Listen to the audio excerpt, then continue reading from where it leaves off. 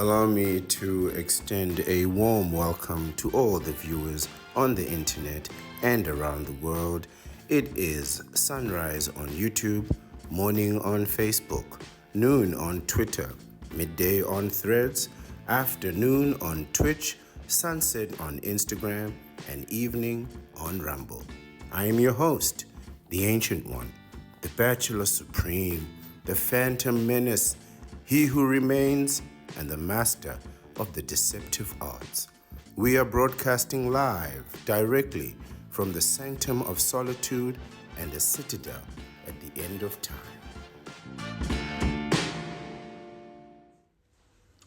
Sun Tzu said, "The good fighters of old first put themselves beyond the possibility of defeat and then waited for an opportunity to defeat the enemy." What the ancients called a clever fighter is one who not only wins, but excels in winning with ease. Hence, his victories bring him neither reputation for wisdom nor credit for courage. He wins his battles by making no mistakes. Making no mistakes is what establishes the certainty of victory, for it means conquering an enemy that is already defeated. Hence, the skillful fighter puts himself into a position which makes defeat impossible and does not miss the moment for defeating the enemy. Thus, it is that in war, the victorious strategist only seeks battle after the victory has been won, whereas he who is destined to defeat first fights and afterwards looks for victory. Good evening, everyone. I am the Ancient One, the Bachelor Supreme, the Phantom Menace, he who remains the master of the deceptive arts, and I return once again as the voice of the vasectomites. Today, I wanted to talk about mistakes and the mistakes that we've all made in life and in the romance wars. But more specifically, I wanted to talk about learning from those mistakes. We have just read the words from the Grand Master of the Deceptive Arts, the great Sun Tzu, about how mistakes can affect your chances of victory or defeat. But let's discuss for ourselves what a mistake actually really is. Along with mistake, I think we should identify another word, and that word is the word accident. Because the word mistake and the word accident are used synonymously, right? And this is demonstrably wrong. And this is something that I want to demonstrate for you right now.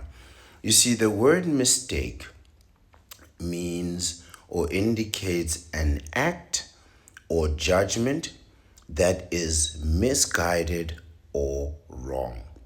Synonyms include error, fault, and inaccuracy. Right? So when somebody says they made a mistake, it means that they took an action or made a decision which they believed was the right decision at the time. They took an action that they thought was correct and then discovered through consequence or through time or experience that in fact they were not just misguided, they were completely wrong. They had made an error, they had made a fault, and they were completely inaccurate, right? So wrong, incorrect, right, is another word for mistake. So if you made a mistake, it means that you thought you were right and in fact you were wrong, right? You were incorrect. Mistake indicates that the action, the thought, the motivation came from you, right? This was something that was initiated by you. Accident, on the other hand, is an unfortunate incident that happens unexpectedly and unintentionally, typically resulting in damage or injury. Another definition is an event that happens by chance or that is without apparent or deliberate cause. An accident implies that something has befallen you, something that was unplanned for, unforeseen, unintended, and not deliberate. Right? The difference between a mistake and an accident is right here. A mistake is something that you do deliberately, you do it on purpose, thinking that you were right, believing that you were right, and for a very long time it may very well seem that you are right until the inevitable outcome and the final proof demonstrates to you that you are wrong. An accident has the same outcome, right? So it can result in damage or injury or even loss, but an accident is completely unintended, right? So you didn't even know what you were doing. Something happened, or it's something that is from outside of you. Say, for instance, you were driving and you stopped and you obeyed the laws of the road. You stopped at a stop sign and somebody who didn't stop hit your car from the back, right? That's an accident. On your behalf, that's an accident. That's an injury or damage or loss that has befallen you that is unfortunate, happened unexpectedly and unintentionally, right? Without apparent or deliberate cause. So from my side, there is no apparent cause and it wasn't deliberate. You see, an accident is something that happens to you, in other words, right? Whereas a mistake is something that you did to yourself and you found out later that it was wrong, right? People who are prone to accidents indicate that while this is happening from outside of themselves, that they have no control in their lives or in the outcome of their lives. And this is a problem, right? This indicates that anything can happen in their lives, right? And it can come from anywhere, and they can't do anything to prevent it, to contain it, or even to correct it, right? When people are prone to accidents, it's one thing if accidents happen once in a while, but when people are prone to having accidents happen to them, this is an indication that these are helpless people with no self-determination, no self-control, no power for accomplishment. In other words, they are just weak, right? And life is happening to them. And this is perfectly normal. There are so many people that live like this, where things just happen to them, and they go from one catastrophe to another. Mistakes are just as bad, right? Because they indicate poor judgment, right? They indicate that the calculations that you make, the thoughts that you have in your head in terms of outcomes are incorrect. They indicate poor decision making abilities, right? And uncertain outcomes. If you are constantly wrong in your decision making abilities, if you are going from one wrong decision to the next wrong decision, to the next incorrect outcome, eventually what happens is your life becomes a series of failures, right? Just a series of failures, right? And it's important to know what separates these two words, right?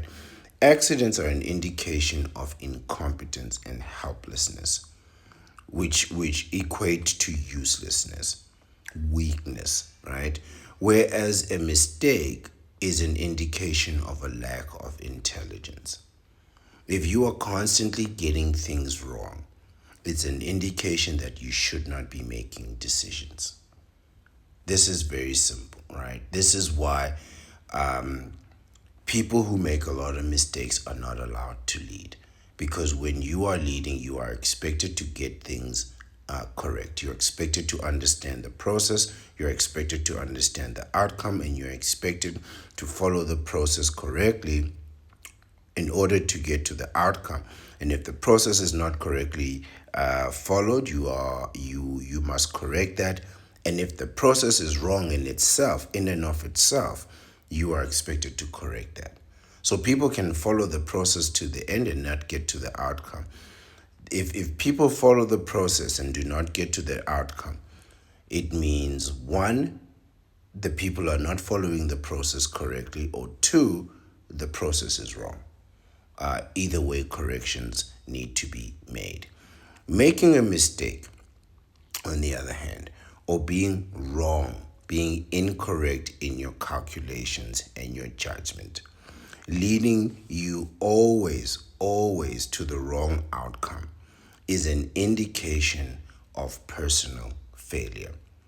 It shows that you are unable of attaining and maintaining success, right? At least success in a particular thing. And this failure extends into, of course, your relationships, into your dating, your marriage, into the romance wars, right? This extends all the ways into the romance wars. And this is something that I've said about knee benders and counterparts. And I've said this many times. I've said the knee benders and counterparts in their professional environment. Now, don't get me wrong, I hate working with counterparts. But that being said, knee benders and counterparts in their professional environment can be very, very good, productive people. They can be very hardworking, very focused, and produce tremendous results. Where you will find their failures, where you will find they've made the biggest and the worst mistakes, is in their private lives, right? And the romance wars, the private lives, the relationships, the marriages, the dating, the situationships. I wanted to say the boyfriends, the girlfriends, the partners, right? These are full of failures, and those failures are caused by making mistakes. And some of those mistakes are incorrect outcomes, incorrect calculations, right? What it says here, misguided judgments, right? And some of those are accidental. But most of them, especially in the romance wars, especially in the relationships that you are in, most of them are self-inflicted. You did it to yourself. That's what we mean by self-inflicted. You did this to yourself. And learning from your mistakes means making a change. It est, or in other words, when you have made decisions, accidentally or on purpose, that have led you to failure, that have led you to loss, that have led you to believe that you were going to get one outcome and you got something completely different. In other words, you got the wrong outcome, right? Wouldn't the intelligent and correct thing be, or the thing to do, wouldn't that be not to repeat that action ever again? Just think about this, all right? If whatever you have decided, for whatever reason you decided it, right? And I'm gonna bring this into the romance wars, right? If you thought that you were gonna go into the romance wars and you were gonna get an intimate, loving partner, someone to share a life with, someone to build a family with, where you are the head of the household, but she is the nurturer, the caregiver. When you go into that thinking that that's what you're going to get, and you get somebody who is difficult, who is frustrating, who is argumentative, who is rude and belligerent and threatening, somebody who will belittle you, dehumanize you, right, in all kinds of ways, and backstab you, right? If you thought you were going to get someone trustworthy and you got a counterpart, right, that led you to failure, to loss, and you got the wrong outcome, that stands to reason that you were wrong. You thought you were going to get one thing, you got somebody who's a traitor, who's going to betray you and stab you in the back. You were wrong. You made what is called a mistake, not an accident, because you thought you were going to get this from that person. You made a judgment, and that judgment was incorrect. Then you tried it again, and again the judgment was incorrect. Wouldn't the logical thing in terms of correcting the mistake, wouldn't that be to move in another direction and never repeat that action again? Right? Wouldn't that be real change? Because in my opinion, it's not real change unless that change is permanent. And if you have failed in relationships, right? In other words, you've made mistakes. You have taken an action, or you've made a judgment that was misguided and wrong. Wouldn't the intelligent thing to be is not getting into a relationship again? If you went into relationships thinking that you were going to get one thing, and in those relationships you got something else, and then you tried it again, and then you tried it again, and every time you keep getting to the same outcome, wouldn't logic dictate that you just stop doing that, just stop dating, right? Changing from one counterpart to another counterpart to another counterpart is simply repeating the same mistake, just under different circumstances, with a different person at a different time, in a different place, in a different situation. But it's the same misguided and incorrect act, right? It is the same lack of judgment or poor judgment. And it will result in you being wrong or achieving failure again. Logically, this is what it says based on the definition of the word. Now, I've said it many times that the winning move is simply not to play the game. And this is not to imply that I did not play the game. This is not to imply that I have not played the game. And it is because I've played the game and lost, and played the game and lost, and played the game and lost, where I realized, wait a minute, this is a losing game. And I look at everybody else who's playing the same game, and they are all losing. I cannot think of any man who went into this game, into these romance wars, and came out with any type of tangible, measurable, quantitative victory. It's all dreams, sunshine and rainbows. It's all philosophy. All you've done is exchange hard work and good money for philosophy, for ideology. And it's insane. It's just wrong. It's wrong. And then when you fail in one place, you move and think that you're going to be successful again in another place. There are men who have failed in relationships their entire lives, from one city to the next, from one state to the next, from one county to the next, one province to the next, up and down their country, just failing, failing, failing. And their logic was, wait a minute, if I get a passport and fly to the other side of the world, there I'll be successful in relationships. Now, how do you explain something like that? How do you explain a lifetime of failure in one endeavor and then justifying that failure by thinking that you can just move to another area after you failed in all of these other areas? You think that moving to another area is going to cause success, and it won't, because you're just repeating the same mistake in a different part of the world, and you're going to get the same outcome. You are going to achieve failure once again. This is the result of being wrong. The result of being wrong is achieving failure. In other words, being unable to achieve success.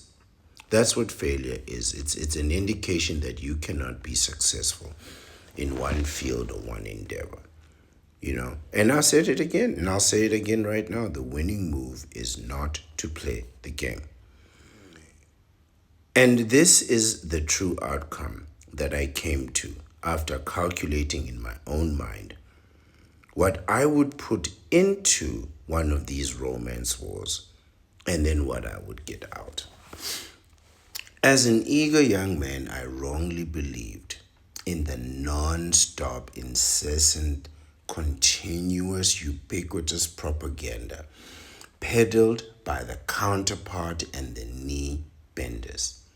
This is benderism, and I have been a victim of this philosophy. I too was fed benderism. I believed when I was fed the philosophy of benderism, and I wanted to believe. I really thought for a moment that this would be possible. I believed that I would be getting a helpmate. Instead, what I got was a direct competitor. This was the truth of my situation, and I'm sure it's the truth of your competitor too. I got a counterpart who not just compared my success with her own, but also would compare my success with other knee benders. Right? She would compare my situation as a bachelor for life with those of these other benders. Right? And she would say, well, this bender does this, and that knee bender does this, and this one bends the knee in this direction, and that one bends the knee in the other direction. And then eventually I'd have to say, you know what? Why don't you just go be with those benders? Just go be with the knee benders, because I'm not about to be bending the knee. I'm not a bender. I have no inclination. But she would do that. She'd compare my success or my failures, and so what the counterpart would do is she would compare my failures with the successes of other knee benders, right? And then diminish my successes while encouraging hers, right? But when you did the comparison, I mean, these people are failures.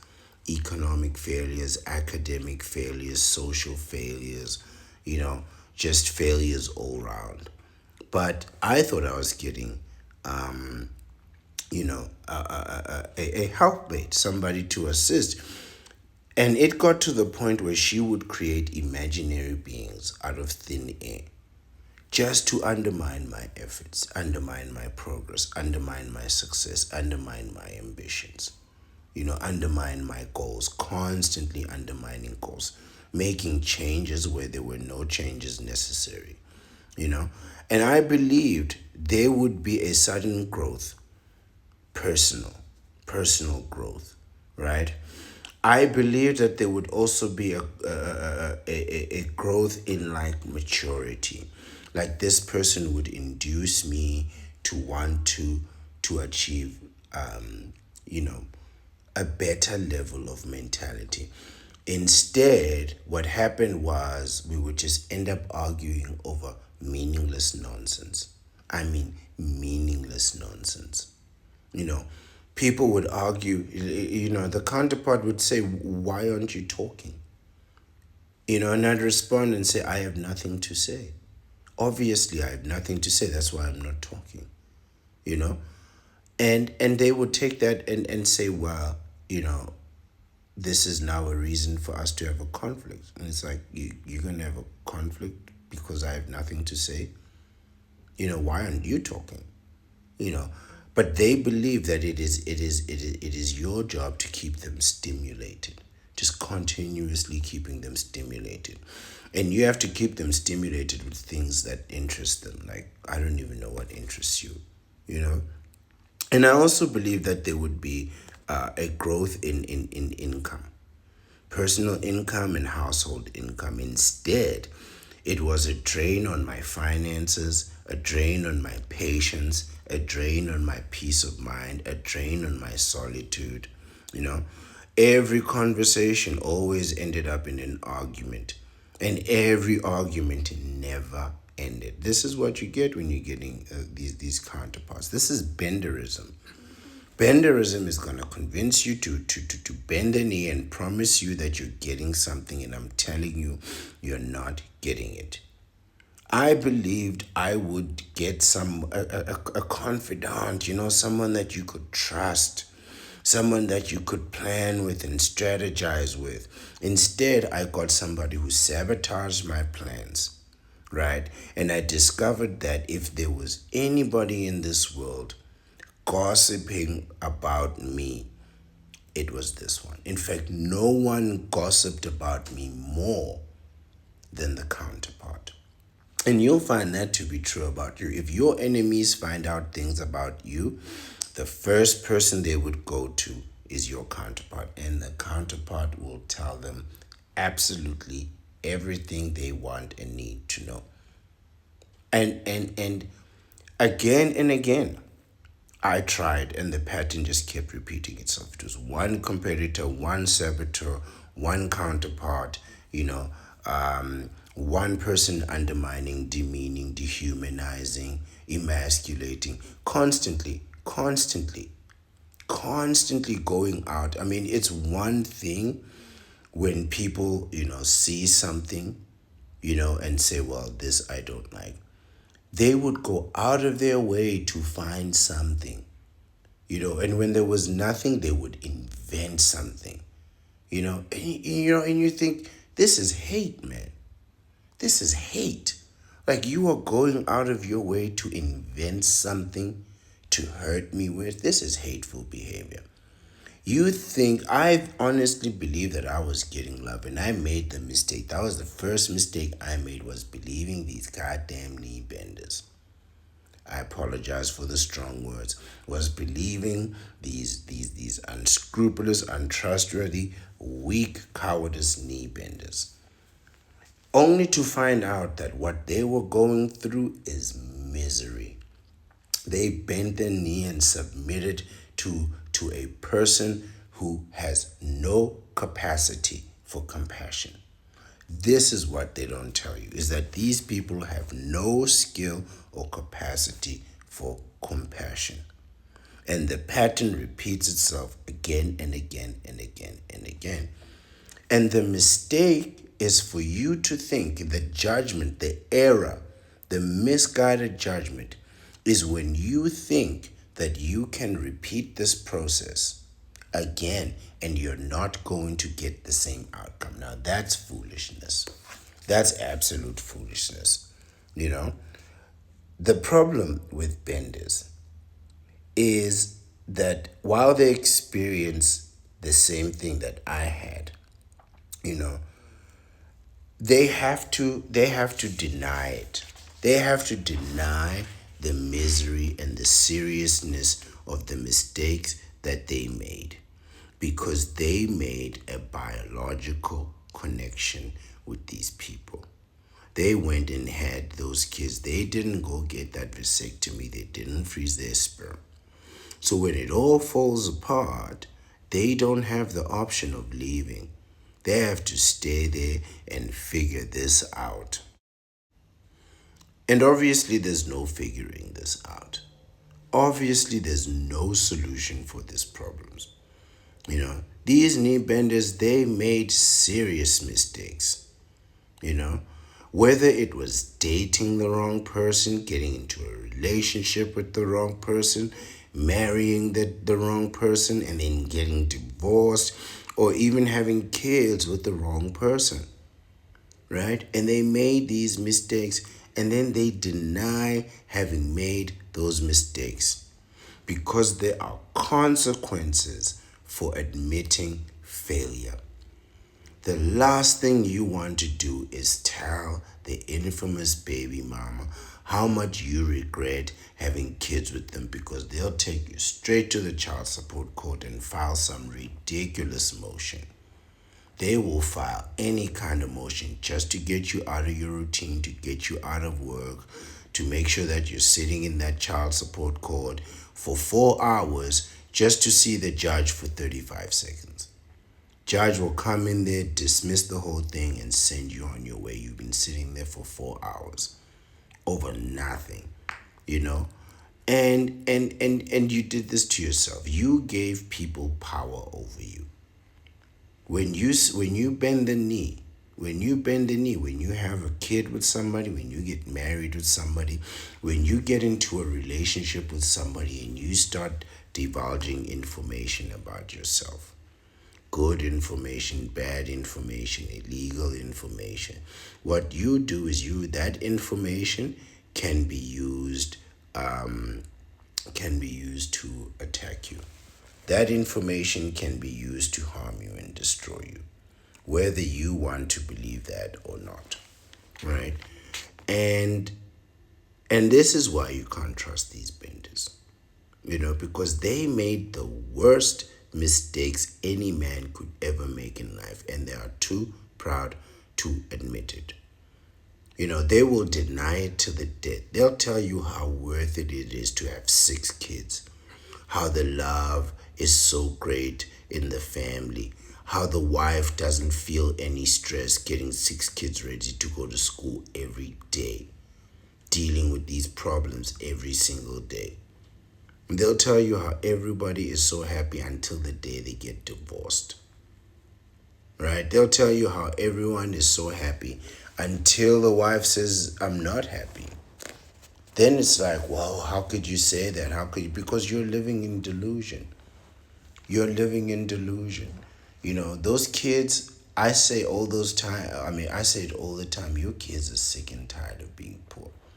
And if you are a parent with 6 kids, and your kids have to share things, your kids are tired of all that.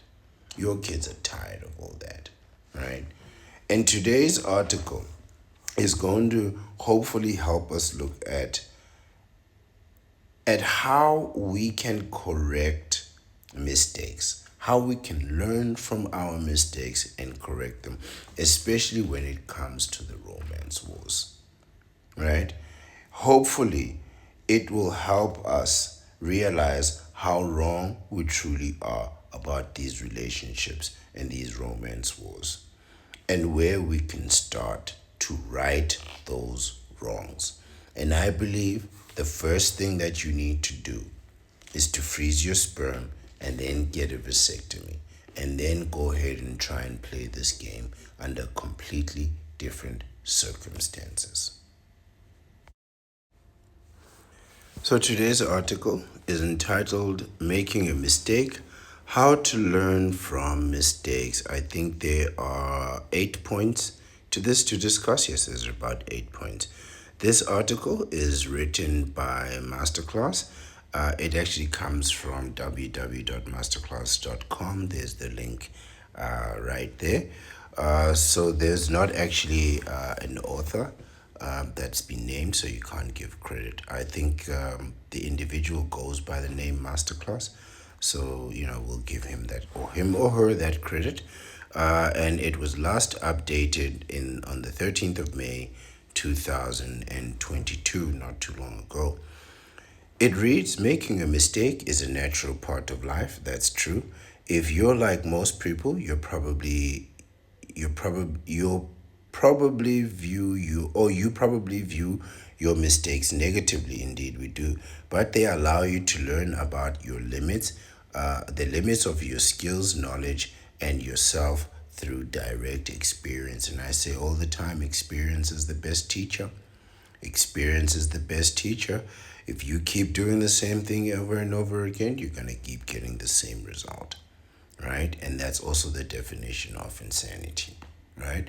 But ultimately, one thing that I can say from these romance wars is I did learn the limits, the limits of my skills, the limits of my knowledge, and I learned myself very well. And I've come to the conclusion that this is just not for me.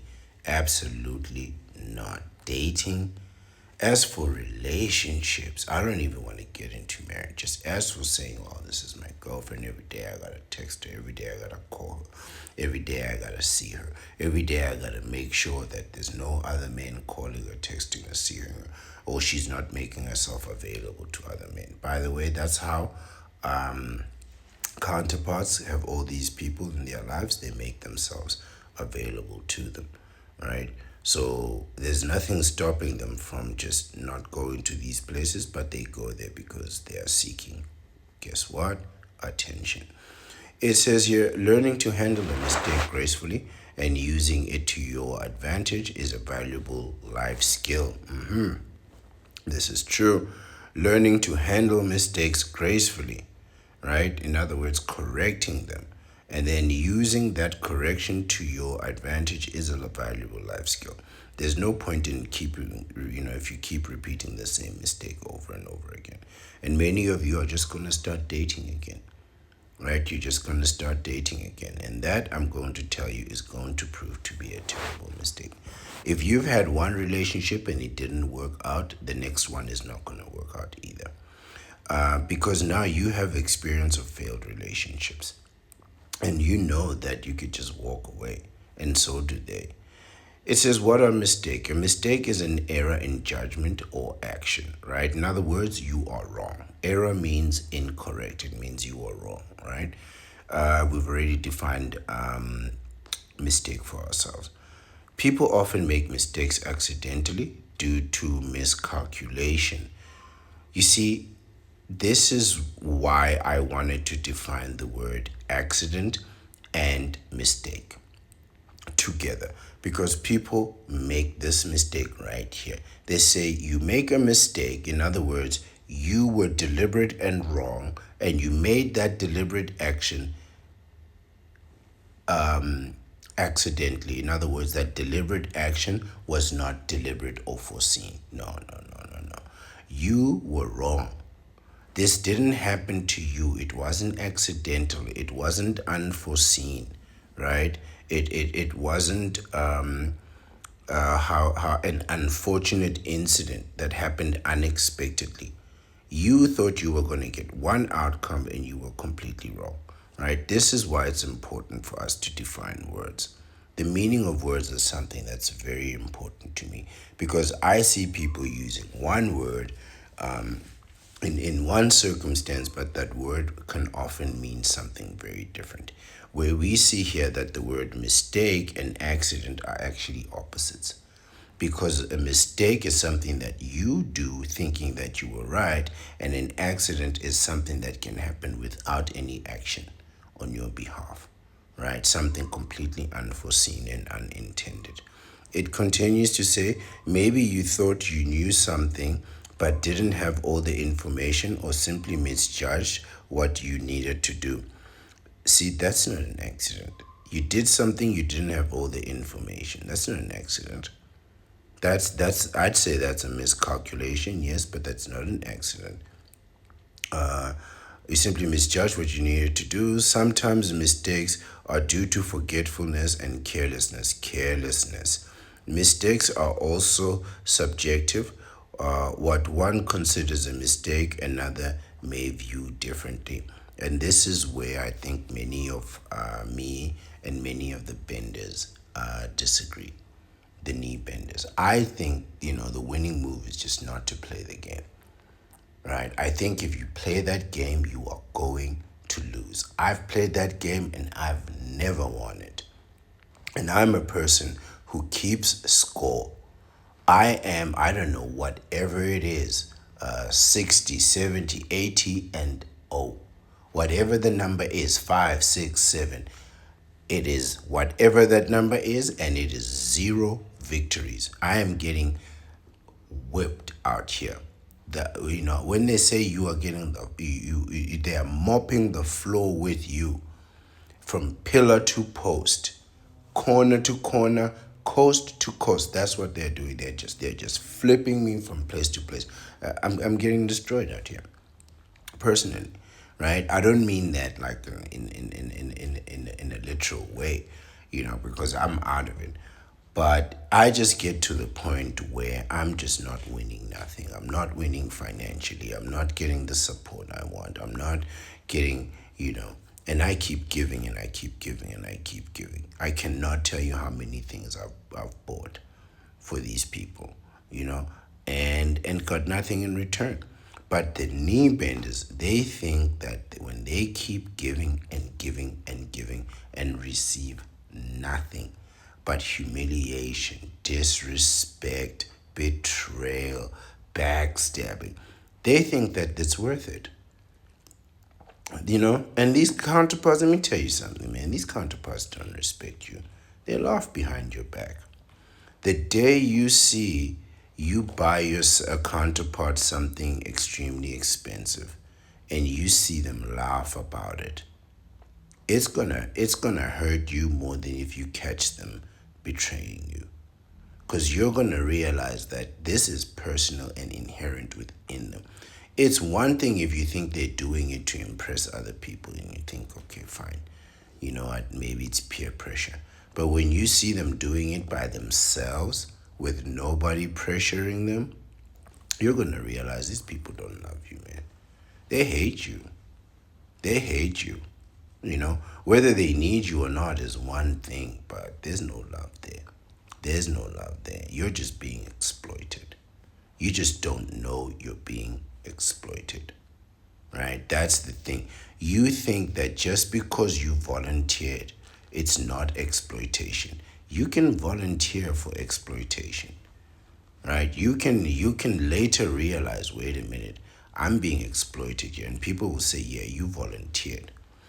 And what will happen is when you stop, when you say, okay, then I want to stop, then you create a problem because they're used to now receiving financial benefit from you.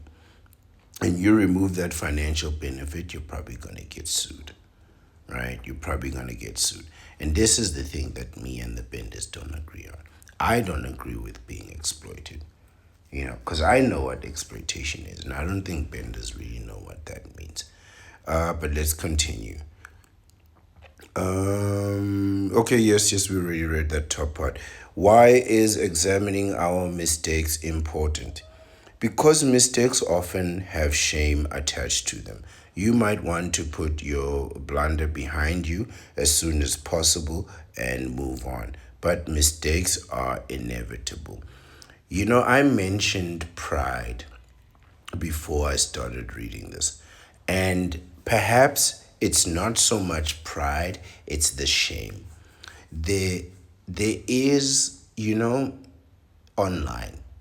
I need you to observe this behavior. And I say go online because the behavior that you see online is true.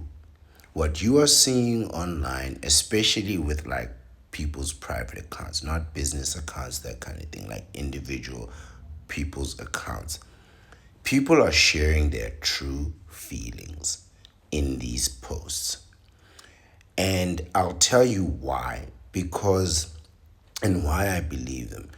Because there's a person that's going to watch that post and know exactly what that person is talking about, right? Or 5 or 6 people. So there's somebody who's going to post about the problem that they have in their marriage. And there's going to be somebody who actually knows that person and knows that situation and is going to say this is true. Very often, when somebody makes up a lie, something saying that, oh, my husband doesn't support me, doesn't do anything like this, the husband may come out and say, you know what, I support this person, right? Or somebody will come and say, you know what, I know her husband, he's a very good man, she is the problem, and so forth. There's always somebody who will come and contradict a story, sooner or later, if that story is not true. If an individual is complaining about their feeling or expressing their feelings and there's no contradiction, especially online, you can take that information to be true. And one of the things that you have to see is how proud these knee benders are when they get a woman that they believe loves them. They brag about how happy they are. They brag about how good their relationship is. It is absurd. But please look at it. Look at the evidence for yourself. What you see is somebody bragging about getting into a relationship. And they have to keep going even after the thing has failed, even after the marriage has collapsed, even after they've been betrayed, there's been infidelity, the shame of having to walk it all back, the shame of having to come out here on the internet and say, I was wrong. They don't ever do that. The people who were the most proudest, the ones who brag the most, they never come out wrong. It's a handful of people who come out of that marriage and say, man, this was a catastrophe. Because there's shame there. Because there were guys like me telling them, don't do it. And they shamed us for being right. And then came out and were completely wrong, and they are doubling down. Not because they know they're not wrong, but because there's shame. There's shame. But mistakes are inevitable. You see that right there? It is inevitable. You are going to get this wrong. I say it all the time. Freeze your sperm, get a vasectomy, because you're going to get this whole thing wrong in these romance wars. And it's going to ruin your life. I can guarantee you that. It says, if you can view them, these are mistakes, as a chance to learn and improve, they can prevent you from making the same slip-ups in the future. See, there you go. You're going to make the same mistake again in the future. And again, it's not a change, it's not an improvement if it's not permanent. And the only permanent change is to just walk away from the game.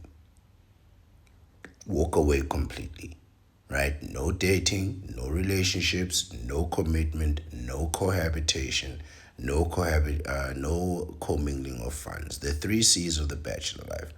No commitment, no cohabitation, and no commingling of funds. Because you make the same mistake, right? You go into one relationship, it's a catastrophe. Another one, it's a catastrophe. Another one in the catastrophe. Chances are you're going to do it again in the future. And it's going to lead to a catastrophe. It's not real change unless it's permanent. The willingness to learn from your mistakes is a valuable trait. Yes, it is. Especially when it comes to work and relationships. There we go. It shows that you're willing to do the work to improve yourself and increases trust. I don't know about all that, right? Trust, I don't see where trust comes from. Maybe trust in yourself, right? Viewing mistakes as a positive experience can reduce your fear of failure and bolster your confidence. No. Being able to know how to change that will reduce your fear. So if you know that you're going into these romance wars, you're going to get somebody pregnant and they're going to make you bend the knee.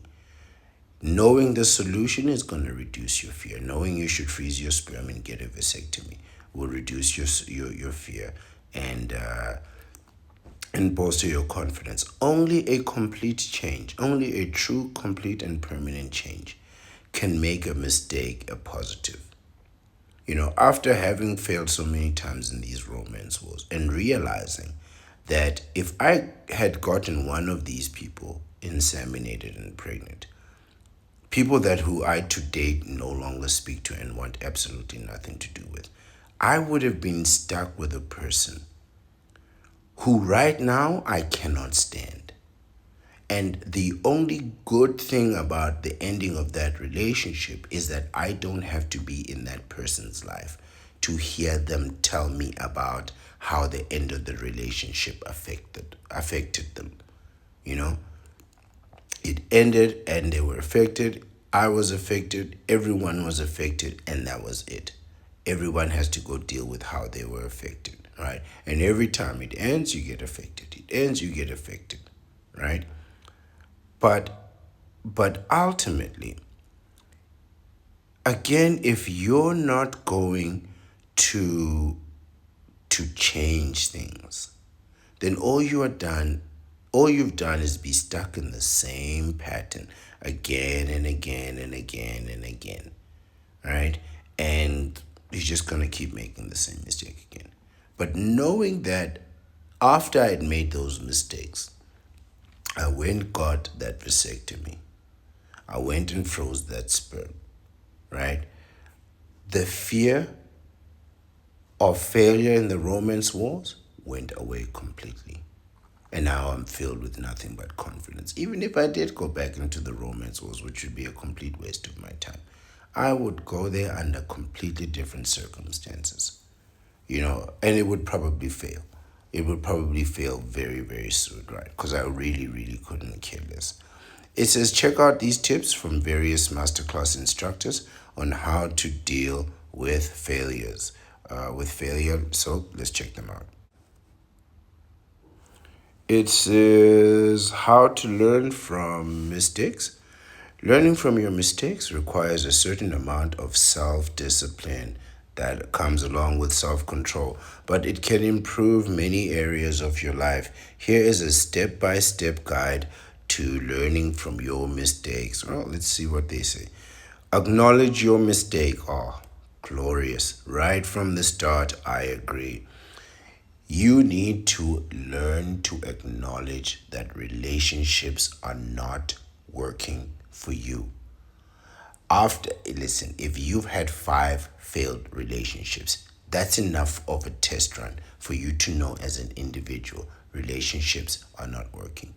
If you have 5 relationships that don't work, and everyone you know has 5 relationships that don't work, that is an indication overall that no relationships are working out. And you have to be able to admit this. There's a point where we have to come and say, you know what? This dating, these relationships, they're expensive, they're difficult, they're frustrating. And what you get in terms of results is a catastrophe, whether the relationship works out or not. If it doesn't work out, you're down a lot of money. You've put down a tremendous investment in effort and resources and skills and knowledge in affection and got nothing in return. But on the other hand, if it does work out, then what you're stuck with is a person who's constantly backstabbing you, gossiping about you, sabotaging you, undermining you every day of your life until the day you die. And this is what they don't tell you. You're not getting no loving, supporting partner. You're getting an internal enemy, right? An internal enemy. It's an inside job, man. And it doesn't matter how it starts. Once they've become an enemy, they can't unbecome an enemy. So they can't undo any of the stuff they've done in the past. You can just choose to forgive it. And I say you shouldn't. It says before you can learn anything, you have to admit that you've made a mistake. You have to admit that you were wrong. I'm happy to admit that I was wrong about these relationships. And I can be confident in the bachelor life, having tried and failed and tried and failed again. I'm not inclined to try and fail once again.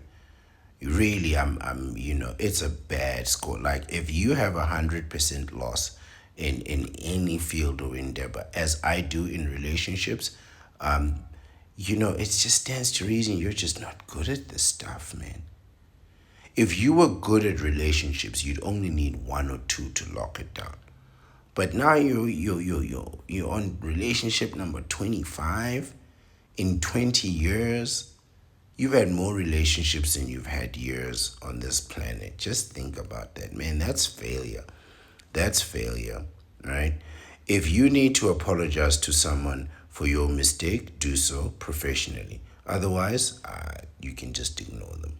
Professionally, you have to apologize. But socially, I could care less. I could care less about people's social interactions. I don't care who your friends are or how close you people are. It means nothing to me. Professional relationships are everything. The people you know at work, you really need to treat those people well. Those are your partners. You need those. But outside in these world, these people that you meet here on the street, you know, you meet them, you think you're cool because you guys listen to the same kind of music. What a waste of my time. What a waste of my time. You don't need to apologize to anyone. Anyone who your relationship is built on music or entertainment, you don't need to apologize to anything for that person. Only professional relationships. The person you've wronged may respect your honesty. Admitting you did something wrong may relieve you of the burden of carrying your flub by yourself or fearing the consequences. Flub, I assume that means a mistake and guilt. So, yes, admitting your mistakes at work can be also a sign of maturity and humility, right? Admitting your mistake and apologizing profusely at work, I support that. Outside of work, it could be seen as an indication of weakness. Really, there's no telling how people will read an apology in the outside world, right? You could apologize to somebody and they'll rub that apology in your face and spit at you, right? So there's really no way of knowing how people will respond socially. That's why I really have no value for social interactions. You know, you could go out with someone and they'll be very friendly to you, but you won't know that you have different leanings or different interests. And you go out with them and they drink alcohol, and at the end of the night they'll start a fight with you, right? And an uncontrollable fight, and then wake up the next day and act like nothing happened. Like, that's why I have no respect for social interactions. I could care less. Professional interactions are everything to me, right? At work, what we do actually matters. Out there, it means absolutely nothing. So, yes, apologize at work and you can ignore these benders and counterparts out here. Their perspective means nothing. Apologizing indicates that you're willing to take responsibility and want to improve. Yes, at work. Outside of work, no. But acknowledging your mistake, acknowledging that you were wrong to get into these relationships, acknowledging that you were wrong to bend that knee, that's the first step. Two, reframe your mistakes into lessons. Sure, right? Understand you've dated enough times, you've failed enough times, you have to stop dating. And if you go back to dating after you stop, that is an indication that you have not changed, right? So I know you're gonna go back to dating anyway. What I'm saying is make a meaningful change before you go back. Freeze your sperm, get a vasectomy, and go back. Because if you think you're not going to fail again, every failure that you incur, you get another child, you get another woman pregnant with another child, you get divorced, you get married, you get divorced, you get married. Even the breakups are expensive. And every failure you incur is just bringing you down, down, down, right? You might want to run, hide, or blame others for your big mistakes. You might feel embarrassed or ashamed. Yes, these are the benders, by the way. They'll run, they'll hide, they'll blame others for the fact that they bent that knee because they feel embarrassed and ashamed, right? And a lot of men are really embarrassed and ashamed to indicate that they gave in so much to this relationship and they tried so hard and they still failed. And it's not because your effort is not valuable, it's because you are in a relationship with an ingrate, a person who appreciates nothing. They don't even appreciate their own fathers. This is what you gotta understand. Right? It was only a matter of time before they were dismissive to you. They're dismissive to their own fathers. So before you do anything else, let yourself off the hook. Acknowledge that everyone makes mistakes, that the error wasn't intentional, and that mistakes can be learning experiences and life lessons. Sure. But this is only a learning experience if you take the necessary time to make the change.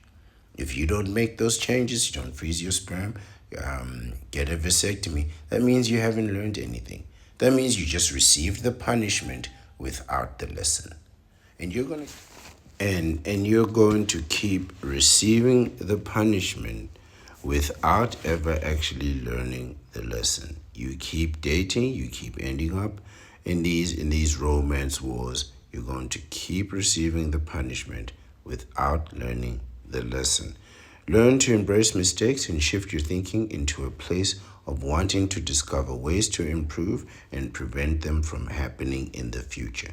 Preventing these mistakes from happening again in the future, preventing your losses, preventing you being incorrect, preventing you ending up on child support, on alimony, losing your pension, your future earnings.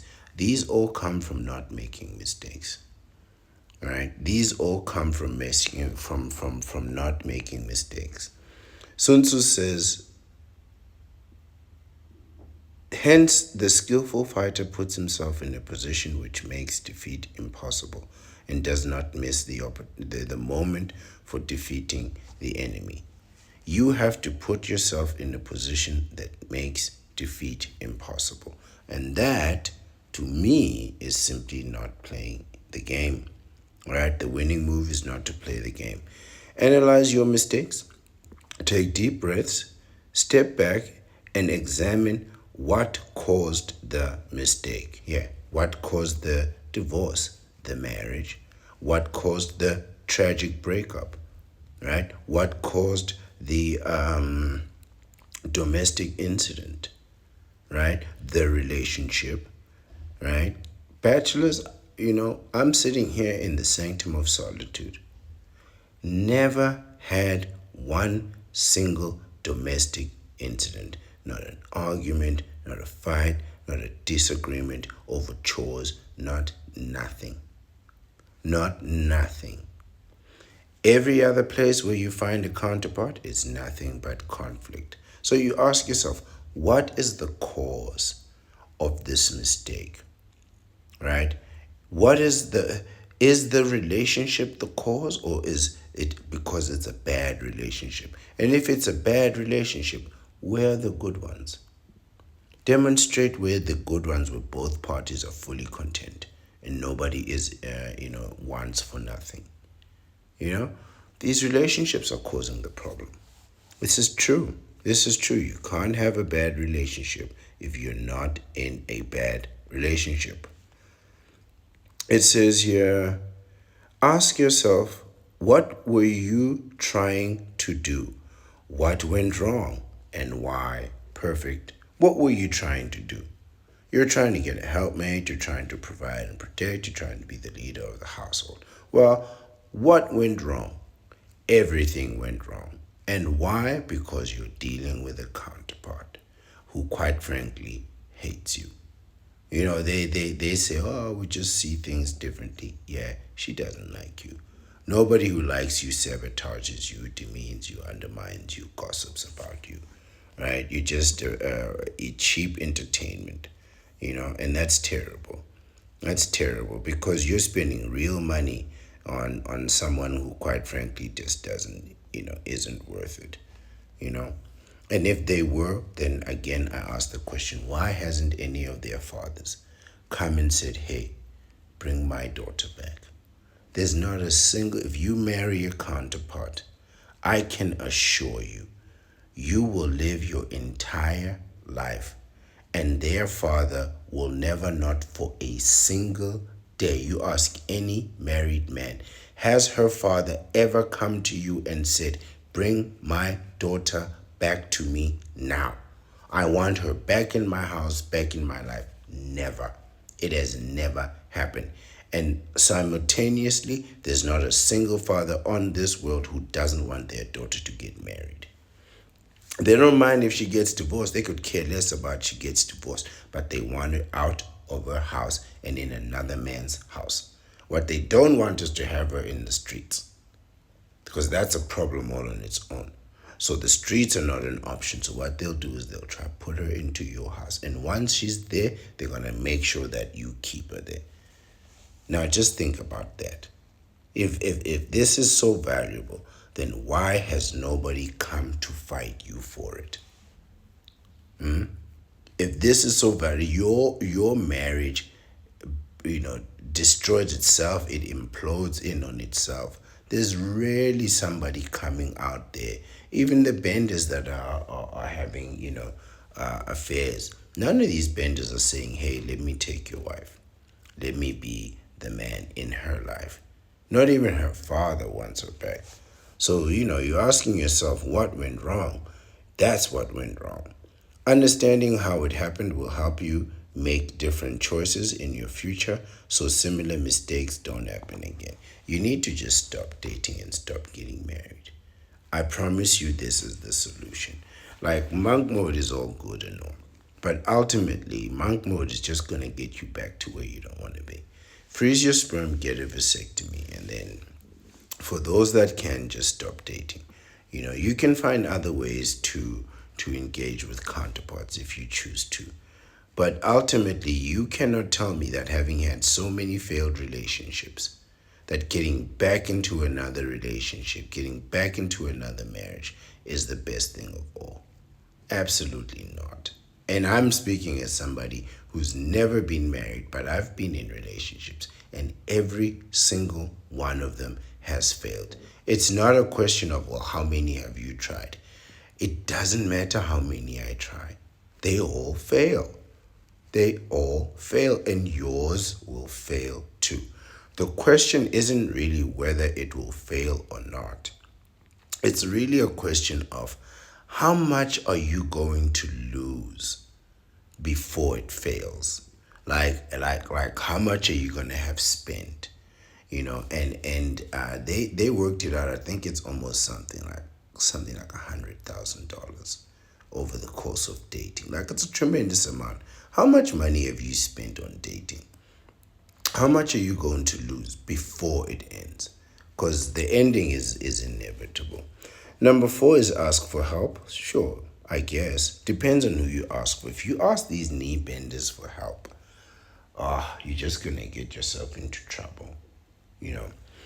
Sometimes you might not be able to determine what happened on your own. In this case, you may find it helpful to reach out to friends, team members, or co-workers to help identify your misstep and suggest how you can improve. Not the knee benders. Knee benders are going to tell you to bend the knee some more. They're going to tell you happy spouse, happy house. They're going to tell you, it takes a village. They're going to tell you all kinds of proverbs. Happy wife, happy life. Whatever it is. Happy life, happy wife. I don't know what that thing is. Protect and provide, they're going to tell you. They're going to tell you all kinds of things that are not a solution. When I'm telling you the solution, the winning move is not to play.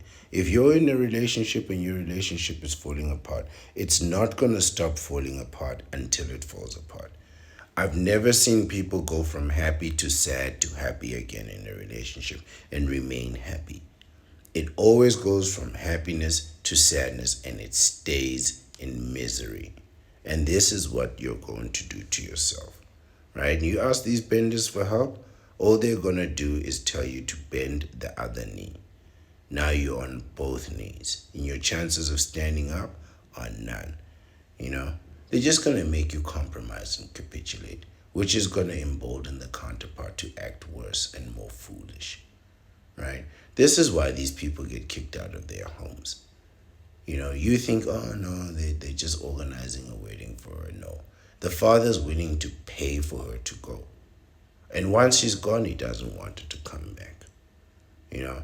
And because he knows the situation is just not improving, it just keeps getting worse.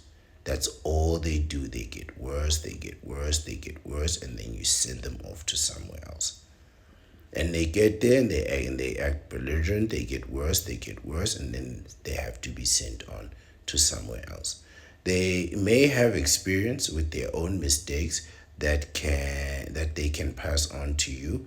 An accountability partner can help you stay on track with your improvement and plans. These sound like knee benders. An accountability partner will help you stay on track with your improvement and plans. Your improvement plans. Listen, man. Freeze your sperm, get a vasectomy. That way you don't need to keep track of anything. Because I'm telling you, there are times when even I feel like, I have the inclination to go be with a counterpart, right? And I'm telling you this because I'm saying that this inclination doesn't go away. Despite my knowledge, despite my wisdom, despite my philosophy and my understanding of philosophy, right? That inclination still doesn't go away. So, I then took the action of freezing my sperm and getting a vasectomy because I know that the inclination will not go away. And it won't go away for you either. And if you speak to these benders that are inclined to bend the knee, the only thing that you're going to get from them is another tactic on how to bend the knee. This accountability partner thing, that's not a solution. It's just somebody there with you, in your misery. Misery loves company, as they say. Identify the lesson is number 5.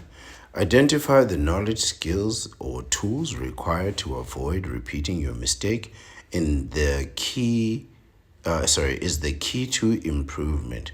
Seeing the gaps in your knowledge or process will show you where to apply your energy. I agree with this, right? Identifying the knowledge, the skills, or tools required to avoid repeating your mistake is the key to improvement. Freeze your sperm, get a vasectomy, read The Art of War by the Grand Master himself of the deceptive arts, Sun Tzu, right? Get the right philosophy in your mind again and again and again. That's the knowledge, that's the skills. But the tools that you're going to require is you're going to need to freeze your sperm and get that vasectomy. I like this because it has action implied in it, right? Because you're going to make improvements. And the improvements are you're going to hit monk mode. Then you're going to go to the gym. Then you're going to make money. Then you're going to do whatever they call healing, which is mental health work. You're going to get your mind right. You're going to get your knowledge, your skills, your wisdom, your tools, and you're going to be the best version of yourself. And the first thing you're going to do is get into these romance wars with a person who has made no attempt at self-improvement. And they're going to ruin your life, right? And they're going to ruin your life. When one of the things you need to do is to freeze your sperm, get a vasectomy, and then try again from an advantaged position, right? Knowing what the problem is, that relationships are the problem. Relationships are the problem. Relationships are not the solution. They are really not a solution to anything that you need to fix. There's no situation where they say, you know what? If you want to get rich, start a relationship. You want to succeed in your business, start a relationship. You want to become academically successful, start a relationship. Absolutely not. You've never heard that advice before. The only time they say you need to start a relationship is, you want to get married? You need a relationship. But in every other sphere of life, they will tell you very clearly, you want to be a great athlete? They're not going to tell you to start a relationship. You want to lose weight? They're not going to tell you to start a relationship. You want to get a promotion? Your relationship is not going to do it. There's no area of life where a relationship is the solution. really, I'd love for someone to tell me, what exactly do relationships fix? What solution, what is the problem exactly that they are fixing, other than intimacy for men, right? Men want the intimacy, and I guess the counterpart wants whatever they want. But other than that intimacy, there's really no indication why you need to apply your energy into this nonsense. Number 6 is put lessons learned into practice, action. This is what I'm always talking about. Taking action. Action is the only power that can affect reality. And you can stand there and think about all the great ways that you can improve your life. Until you take the right actions, it's not going to make a difference. You need to freeze your sperm and get that vasectomy before you start dating. It's time to put your lessons into practice. You may need to improve your interpersonal communication skills or study relevant information. Freeze your sperm, get a vasectomy. You may need to learn new strategies or workflow, make action plans, or develop new routines or habits. Freeze your sperm, get a vasectomy. Recognize that trying something new, freeze your sperm, get a vasectomy, for the first time is complex, and imperfection is part of learning. Not in this particular case. The vasectomy is perfection, right? Perfection manifested. Set realistic goals and adjust your course of action through trial and error as you go. Freeze your sperm and get a vasectomy, right? You're going to learn everything you need to know about relationships. Let me tell you something about relationships. All the advice that you will ever need on relationships is available for you online. From how to introduce yourself to how to make a marriage work, it is all available. Books, documentaries, videos, personal stories, personal accounts, religious testimony, philosophical testimony, historical testimony, predictions about future trends. It is all available for you online. Everything that you would ever need to know to make a relationship work is available for you online. All you need to do is acquire that information. The problem is, quite frankly, is that the invention itself is flawed. The invention of relationships is flawed. So whatever information you learn about how to make relationships work is going to fail. Not because the information is not good, right? But because the relationship, the design of the invention is flawed. It is not designed to create companionship. And if it is designed to create companionship, it has failed to do so. On my behalf, it has completely failed to do so, right? So, you can try and learn as much information as you can. But until you put in the right actions, which is to freeze your sperm, get a vasectomy, you're just going to end up with the same outcome. I mean, what difference is all that knowledge going to do? You can learn game day and night, and all your game will collapse in the face of two simple words. I'm pregnant. She says, I'm pregnant, and that's it. If she says it's yours, forget about it. So, freeze your sperm and get a vasectomy. And then try this game, these romance wars. Number 7 is track your progress. Keeping track of your journey will boost your self-esteem and give you a sense of pride in your growth. Pay attention to what's working and identify areas that still need improvement. I have a problem with tracking your progress. When people track their progress, it gives them the idea that they're being successful. It's like a person who exercises, right? And tracks his weight and tracks his weight and tracks his weight. As soon as they hit that goal, they may be inclined to slow down or stop exercising, right? thereby probably gaining weight. Maybe not instantly, but you start by losing a little bit of fitness, and you start by losing some consistency, and then eventually you slow down.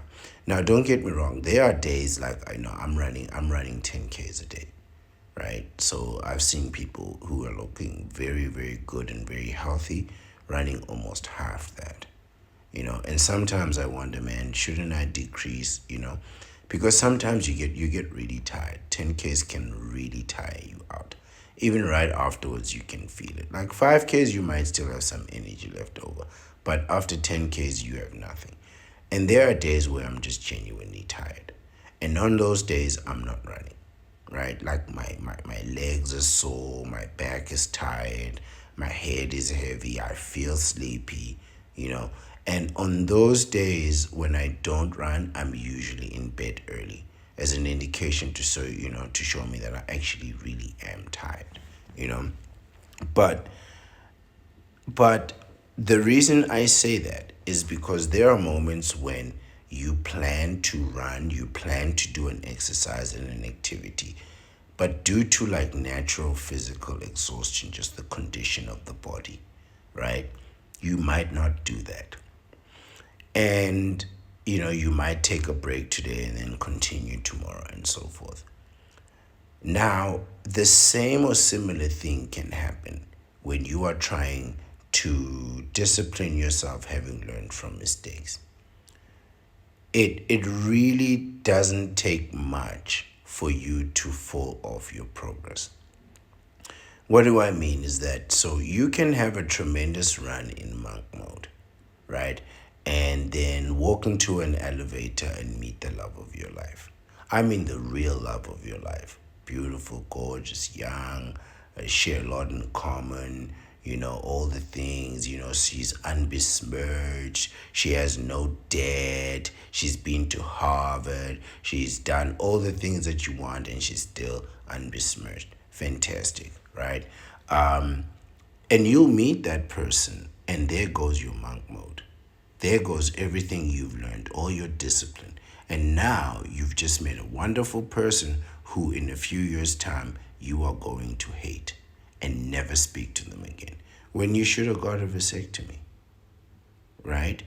All that work, all that progress, all that tracking can be undone in one single day. And I've seen it happen a million times. I've seen people who are addicted to illicit substances go years without that illicit substance, and then just one day it's all back. What does that tell you? It means the whole time they've been fighting keeping this thing down, which means they think about it all the time. Now, I have moments where I'm trying to maintain a certain diet, right? I'm trying to maintain a healthy diet. But I will have moments, or I had a moment, where I wanted to eat something that I knew was inherently unhealthy for me, right? It was a slice of cheesecake, right? There's a bakery, and they'll sell you like one slice of cheesecake, right? You don't have to buy the whole cake. Now, I wanted that cheesecake. I really did. But I exercised discipline, right? I exercised discipline, and I thought, no, I'm not having that cheesecake. For 2 weeks, all I thought about was that cheesecake. For 2 weeks, all I thought about was that cheesecake. Eventually, one Friday, I went and I bought that cheesecake, came home, and I ate it. And I never thought about the cheesecake again. Right. As soon as I ate that cheesecake, it was alright. It wasn't the worst cheesecake I ever had. It wasn't the best cheesecake I ever had. It was alright.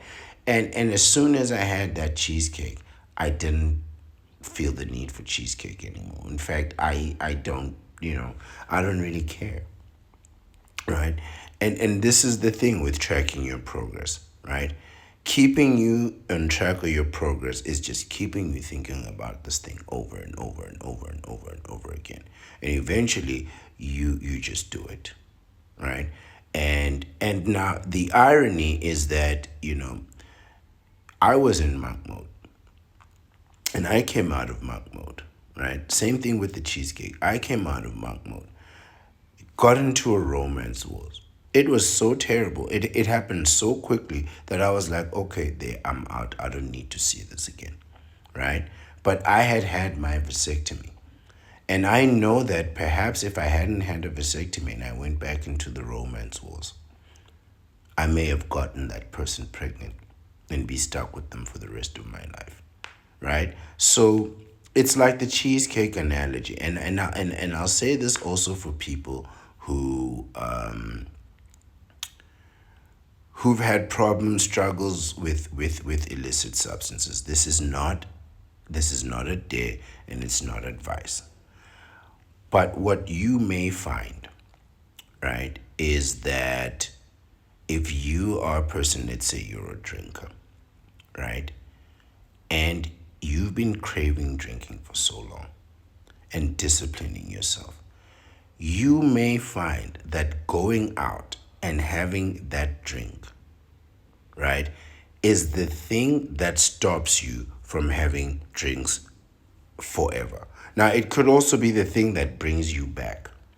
But you may find, and I was one such person where, but I don't really have a problem with substances, right? Alcohol, that kind of thing.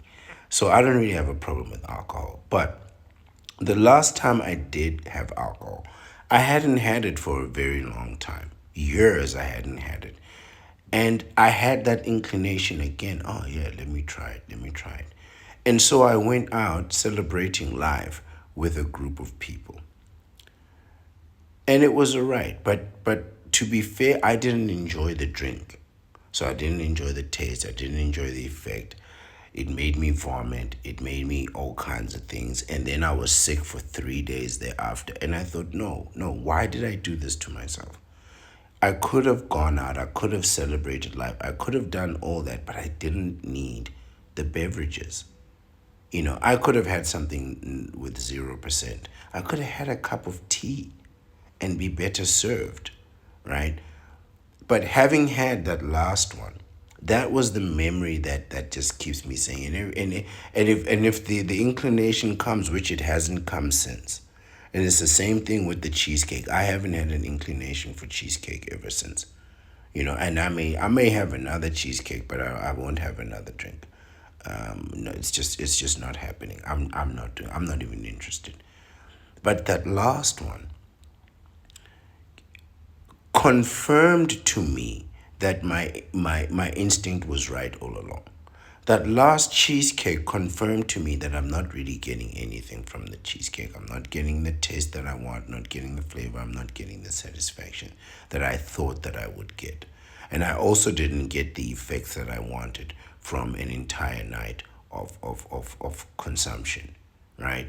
So ultimately, it was that last one that got me to realize that I don't want to do this. I don't have to think about it again. I can focus my attention on other things, right? So the discipline itself is very good, but if you find that it's getting harder and harder to stop thinking about that cheesecake, and you're thinking about cheesecake, go ahead and have that cheesecake, and then you'll realize that you know what, that cheesecake was not that big a deal. It was not the thing that I needed to spend 2 weeks thinking about, right? And having had it, after being so disciplined, I realized that I didn't need to have it anymore. So, freeze your sperm, get a vasectomy, and you'll see that you don't need these romance wars. After I got my vasectomy, the minute the nonsense started, I realized that this is not what I'm in it for. And this is exactly why I got my vasectomy. It was so that I didn't need to sit through all this, right? And I could just walk away with no commitment and no obligation. Our final point is to keep a growth mindset. A growth mindset means accepting that there will always be more for you to learn. This positive frame of mind will help you view mistakes not as a failure but as a learning opportunity for personal development. Developing a growth mindset is key to avoiding the curse of perfectionism, and motivating yourself to continue learning new lessons and improving. Fortunately, we do not have to suffer um, under the lack of imperfection, right? Because here he's talking about the curse of perfectionism. We already have a perfect solution to this problem. That solution is to freeze your sperm and get that vasectomy, right? You're never going to get a more perfect solution. And we have given it to you here in the bachelor life. So you can get that vasectomy with absolute confidence.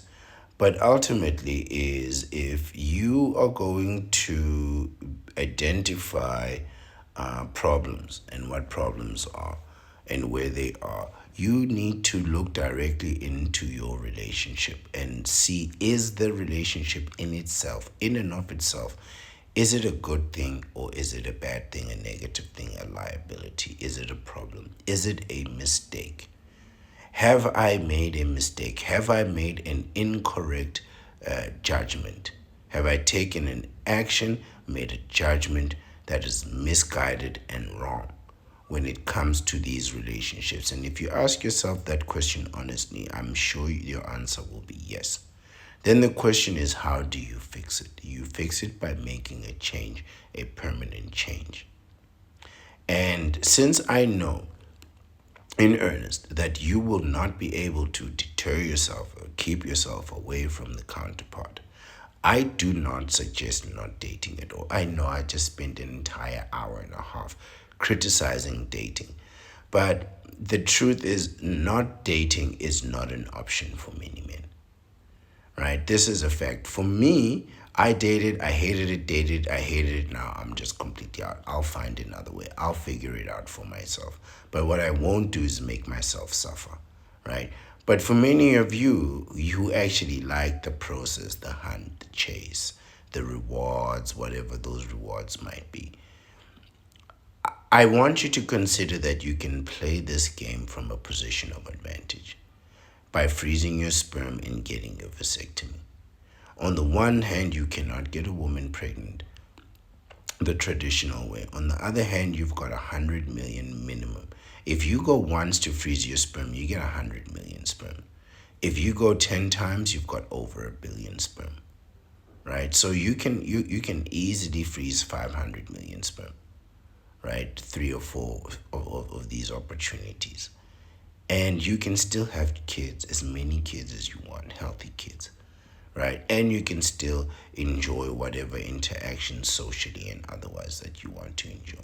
And you can actually judge people on merit. If you want to be a father, you can judge a person on their merit and say, this is the person I want to have my kids, instead of random selection, which is what you're working with now. Anything can happen to you anytime, and that will ruin your life. That is a mistake. That is the wrong decision, right? You want to have kids, you can still have kids. You want to be protected, you can still be protected. This is a complete victory. On the one hand, we have the ability to protect ourselves. On the other, we can wait for the opportunity to choose the right person or to defeat an enemy that tries to defeat us. This is a complete victory on all aspects of strategy, right? You can still be social, you can still be kind, you can still be generous, you can still interact as much as you want. Really, it takes nothing away from you. And it's cheap and it's effective and it's legal. All the things that you want are waiting for you on the other side of a vasectomy. So if you failed in these relationships over and over and over again, just know that if you try again, you're going to fail again. But the consequences of failure this time may be disastrous. And to avoid those disastrous consequences, I suggest you freeze your sperm and get a vasectomy and take that seriously. And think about all the mistakes that you've made in your life and ask yourself, do you want to make this mistake? Even if you've already had kids. Even if you've already had kids, you get divorced, you're going to make somebody else pregnant. You step out of that marriage, you're going to make somebody else pregnant. You know, I suggest getting a vasectomy and not even discussing it with your wife. Just get a vasectomy. Don't say nothing to her. Continue as normal and continue as normal. So that even if you do have something, you're playing like a 1 day international, or you're playing an away friendly match, against, an out of town counterpart, whatnot. Under those circumstances, you can act with absolute confidence and don't need to risk anything. Because if you risk insemination, it's going to ruin your life, right? And that's a mistake that you won't come from. You don't have to just learn from your own mistakes, you can also learn from the mistakes of others. But me, I've learned from my own mistakes. And I can tell you that these relationships, they're not going to work.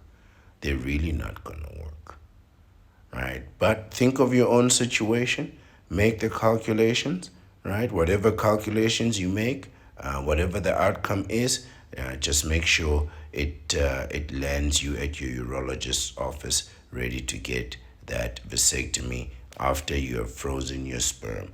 So go to the fertility clinic, freeze your sperm, right? And then go on over to the urologist and then get that vasectomy. Thank you for your time and your attention. Again, I appreciate it deeply, and I always will. This is the end of our video today. I am the Ancient One. I am the Bachelor Supreme, and I'm wishing you a very lovely day.